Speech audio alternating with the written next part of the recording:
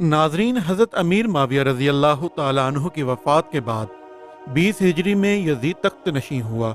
खलीफा बनते ही इसने मुल्क के अतराफ जवानिब में तमाम गवर्नर को हुक्म जारी किया कि वो इसके हक में लोगों से बैत लें। लोग जान के खतरे से फौरन बैत पर आमादा हो गए। मदीने के गवर्नर वलीद बिन अकबा को जब यह हुक्मनामा मौसूल हुआ तो उसने तमाम मदीने वालों से यजीद के हक में बैत की और हज़रत इमाम हुसैन अलैहिस्सलाम को भी पैगाम भिजवाकर इस मकसद के लिए दारुल इमारात में तलब किया और यजीद का पैगाम पढ़ा, जिसमें ये अल्फाज थे कि ए वलीद, हुसैन से बैत लेना निहायत ज़रूरी है। अगर वो बैत पर रजामंद हो जाएं तो मनसब जलीला पर फाइज किए जाएंगे। बसूरत दीगर इनका सर काट कर मेरे पास भेज दो। हज़रत इमाम आली मकाम ने जब वो हुक्मनामा सुना तो आग बगोला हो गए और गवर्नर मदीना से फरमाने लगे कि ए वलीद, ये जानते हुए कि यजीद फासिक व फाजिर है, शराबी, जानी और कुत्तों का खिलाड़ी है, तू इब्ने फातिमा से ये मुतालबा कर रहा है कि वो मलून यजीद के हाथ में हाथ दे। क्या तू ये चाहता है कि नखले इस्लामी, जिसको मोहम्मद सल्लल्लाहु अलैहि वसल्लम ने लगाया हो और जिसकी आबियारी सहाबा कराम ने रगों का खून देकर की थी, क्या हुसैन इब्ने अली इसे जड़ से उखाड़ कर फेंक दे? क्या तू ये चाहता है कि हुसैन एक फासिक व फाजिर शख्स के सामने झुककर कसरे इस्लामी को मसमार कर दे? ए वलीद, ये नामुमकिन है, बल्कि महाल ही नहीं कि अली का बेटा मोहम्मद सल्लल्लाहु अलैहि वसल्लम का नवासा फातिमा का जिगर पारा इस्लाम की खातिर जान तो दे सकता है, लेकिन यजीद के हाथ में हाथ हरगिज नहीं दे सकता। ये कहा और यजीद के दरबार से उठकर बाहर निकलने लगे तो मरवान नाहजार ने वलीद को इशारा किया कि हुसैन को उस वक्त तक ना जाने दिया जाए जब तक बैत न कर ले। लेकिन वलीद नेक फितरत इंसान था, इसने कोई मज़ाहमत ना की। दूसरे दिन वलीद ने फिर हजरत इमाम अलैहिस्सलाम को संदेशा भेजा। आप तशरीफ ले आए। वलीद ने दस्ते बस्ता होकर अपनी मजबूरी का इजहार किया और कहा कि हजूर, आप जानते हैं कि मैं बहरहाल मदीने का गवर्नर हूँ।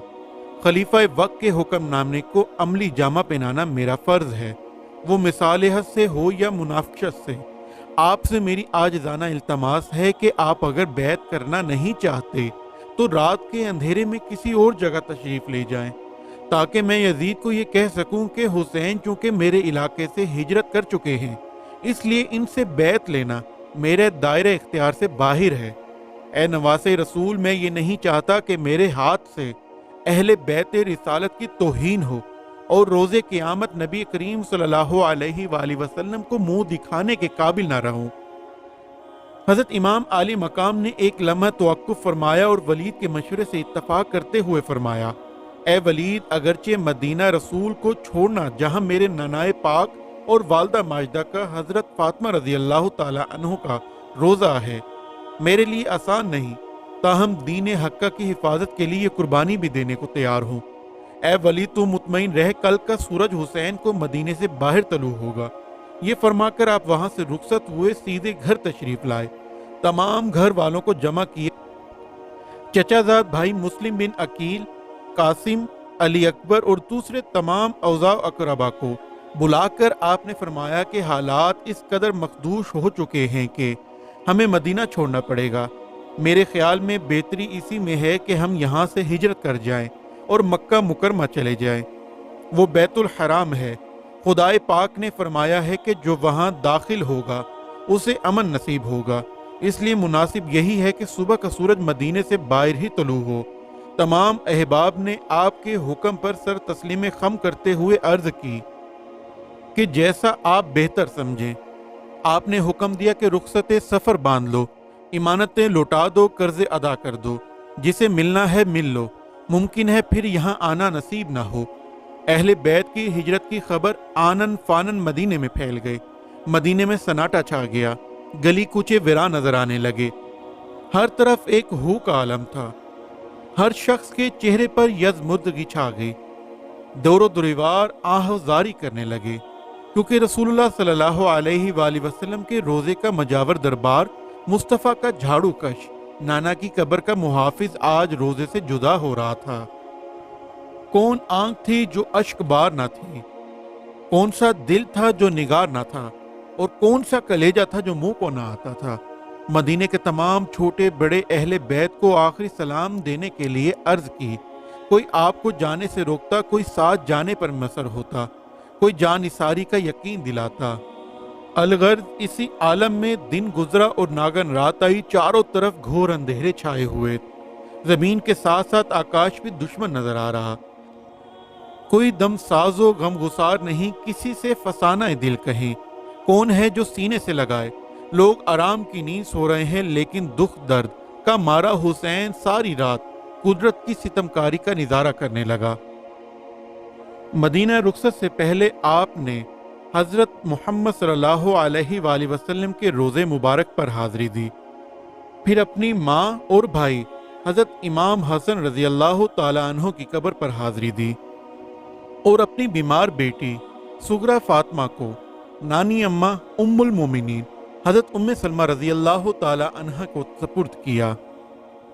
60 ہجری شعبان معظم کی 4 تاریخ تھی کہ نواسہ مصطفیٰ اعظم مکہ ہوا۔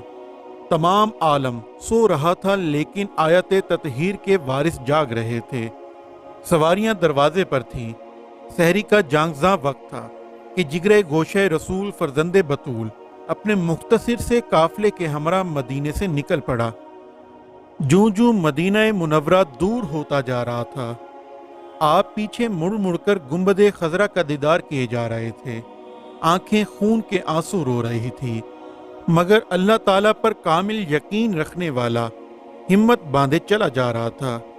وہ پریم نگر کا باسی راستے کی چٹانوں سے ٹکراتا ہوا، سفر کے مصائب سے دوچار ہوتا ہوا، منزل کی تلاش میں برابر چلتا جا رہا۔ بالآخر 350 میل کا سفر طے کر کے وہ اقلیم صبر و رضا کا شہنشاہ مکہ معظمہ پہنچ گیا۔ آپ مدینہ منورہ سے ہجرت کر کے 60 ہجری 16 شعبان معظم کو امن و امان سے دارالامن مکہ معظمہ میں داخل ہوئے۔ صحابہ کرام رضوان اللہ تعالی علیہم اجمعین نے آپ کا شایان شان استقبال کیا اور آپ کو ہر قسم کے تعاون کی یقین دہانی کرائی۔ آپ شیب ابی طالب میں قیام گزیر ہوئے، وہاں لوگ جوک در جوک آپ سے ملاقات کے لیے آتے رہے۔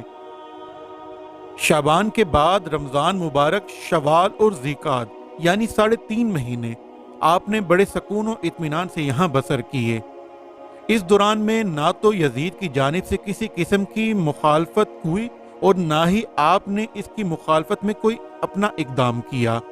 کوفہ والوں کو جب اس بات کا علم ہوا کہ امام حسین مکہ میں تشریف لے آئے ہیں کہ انہوں نے یزید کے خلاف علم بغاوت بلند کیا اور اپنی راہبری اور رہنمائی کے لیے حضرت امام حسین علیہ السلام کی قیادت کے طلبگار ہو کر امام عالی مقام کی طرف خط لکھنے شروع کیے۔ با اختلاف رائے روایات اہل کوفہ کے ارسال کردہ خطوط کی تعداد 150 سے لے کر 300 تک پہنچتی ہے، اور یہ خطوط کوفہ کے معمولی آدمیوں کی طرف سے لکھے ہوئے نہ تھے، بلکہ کچھ ذمہ دار لوگوں کی طرف سے لکھے گئے تھے، اور ان خطوط میں بار بار یہ اصرار تھا کہ آپ ہمارے پاس پہلی فرصت میں کوفہ تشریف لے آئیں۔ ہم جان و مال سے آپ کے ساتھی ہیں، آپ آئیں اور یزید کی لادانیت سے ہمیں بچائیں۔ اگر آپ نہ آئے اور ہم اس شیطانیت کا شکار ہو گئے تو یاد رکھنا قیامت کے روز آپ کا دامن ہوگا، اور ہمارا ہاتھ ہم خدا کے حضور میں یہ کہنے میں حق بجانب ہوں گے کہ حسین نے یہ سب کچھ جانتے ہوئے کہ قوم گمراہی کے سیلاب میں ڈوب رہی ہے ہمیں سنبھالا نہ تھا۔ ہمیں جہنم جاتے ہوئے دیکھ کر حسین مسکراتا رہا اور ہماری بربادی پر کہکے لگاتا رہا۔ یہ آخری خط تھا جس کا مضمون پڑھ کر آپ لرز گئے اور سوچنے لگے کہ اگر اس وقت لوگوں کی رہنمائی نہ کی گئی تو یقیناً ان سب لوگوں کی گمراہی کا بوجھ میری گردن پر ہوگا۔ ان حالات میں میرا اب کوفہ جانا اور ان کے ایمان کی حفاظت کرنا مجھ پر فرض ہو گیا ہے۔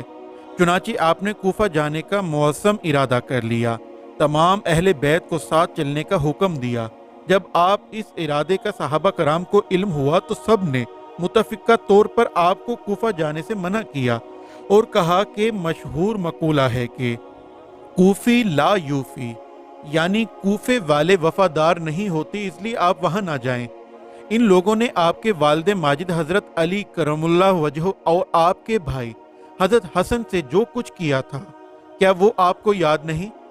इसी तरह हजरत अब्दुल्ला इब्ने अब्बास, हजरत अब्दुर्रहमान बिन अबी बकर, हजरत अब्दुल्ला बिन उमर, हजरत जाबिर, हजरत अबू अल कुदसी और इनके अलावा बड़े बड़े किबराए ज़माना ने आपको कूफा जाने से रोका, लेकिन आप बार बार इन हजरात को कूफा वालों के खतूत दिखाते और फरमाते कि इन लोगों की मौजूदगी में वहाँ जाना मेरे लिए लाजमी हो गया है।